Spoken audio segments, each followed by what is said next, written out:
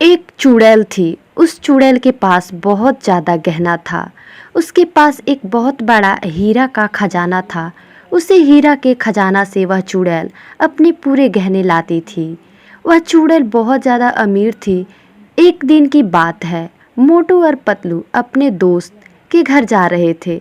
तभी उन दोनों को रास्ते में एक बहुत बड़ा हवेली दिखाई देता है। तब ये दोनों सोचते हैं कि चलो इस हवेली के अंदर चलकर देखते हैं क्या है। फिर इसके बाद वे दोनों उस हवेली के अंदर जाते हैं।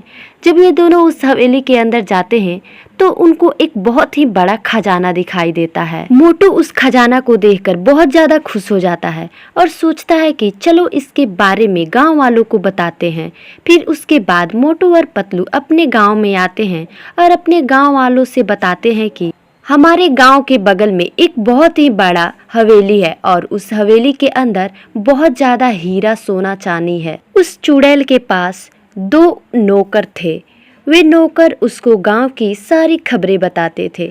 जब रात का समय होता था तब वह चुड़ैल अपने नौकरानी को अपने पास बुलाती थी और उससे गांव की सारी खबरों के बारे में पूछती है।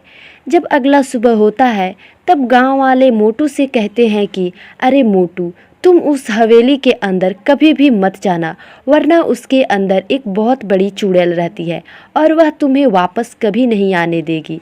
लेकिन मोटू उन लोगों का बात नहीं मानता है और हवेली के जाने की तरफ जिद करने लगता है। लेकिन उस चुड़ैल की नौकरानी ने इस बात का पता लगा लिया था कि इस हवेली के अंदर मोटू और पतलू आने वाले हैं। तब वह चुड़ैल से सारी बातें बता देती है।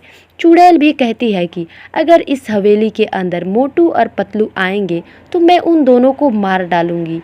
और उसके बाद मोटू और पतलू चुड़ैल की हवेली के अंदर खजाना चोरी करने के लिए चले जाते हैं।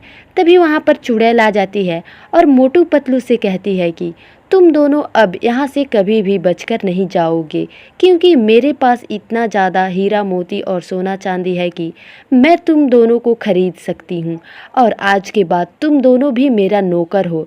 और वह चुड़ैल अपने कमरे में ले जाती है मोटू और पतलू को और सारे गहने दिखाने लगती है कि ये मैंने जितना भी रखा है सारे ये मेरे पहने हुए गहने हैं। अगर तुमको चाहिए तो तुमको यहीं पर रहना होगा। तब मोटू और पतलू कहते हैं चलो ठीक है, हम लोग तुम्हारे साथ रहेंगे।